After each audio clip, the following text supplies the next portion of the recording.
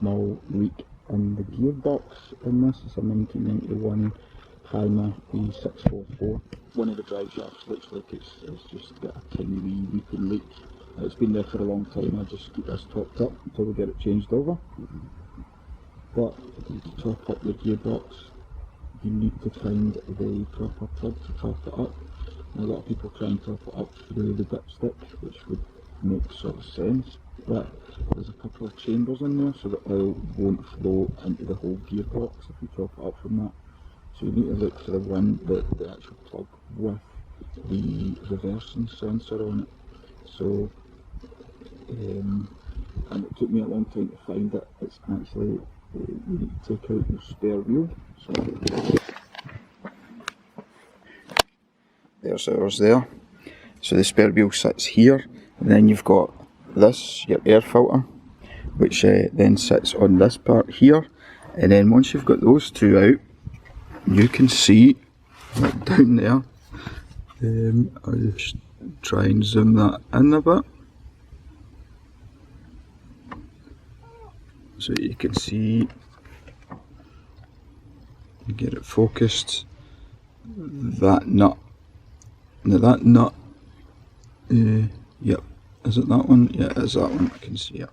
Let's bring it in. Just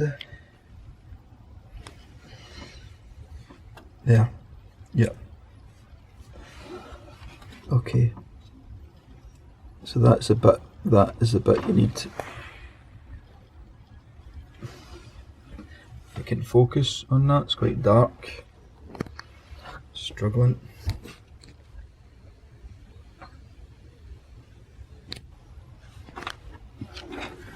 Okay, so I'm going further in past that pipe, and then there you can see it clear as a bell. That is the one you need to undo.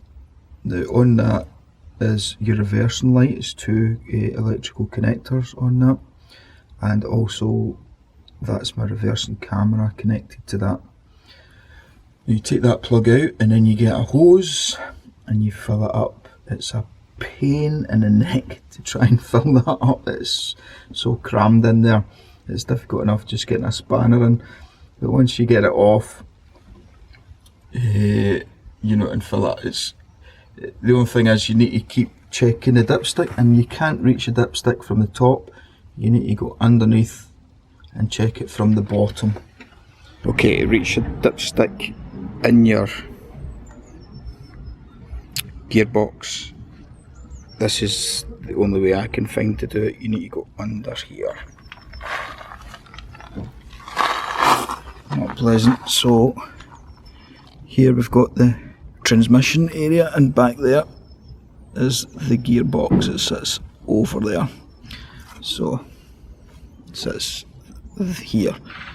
It's like the bottom of the gearbox there. So we need to just go up above, and there's a wee dipstick, and it's in a really hard to get place.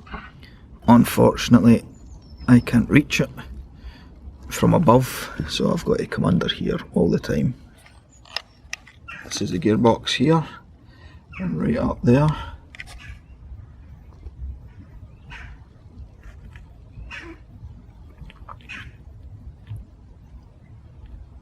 So right up there is the dipstick.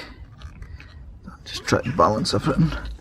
I'll make sure that is what it's looking at yet. You can see a wee dipstick in there. There we go. There it is. So there's the dipstick. That is for the gearbox oil. That's where you find out how full your gearbox is with oil. That's where you test it from. Not the easiest place in the world. Could have done with a bigger dipstick or something. Maybe you can get it from the engine compartment, but there it is, and that's it. So for the gears, the gearbox, I'm using this gear oil. It seems to work pretty well. It's 75W90, it's GL4, and that seems to work pretty well for this gearbox. Not had any problems. This is what you need to do to reach it.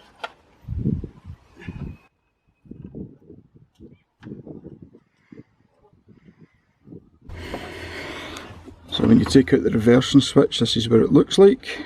It's just basically like a plug with an two electrical connectors on it. Just remember and connect them up the same way they come off, and you should be fine.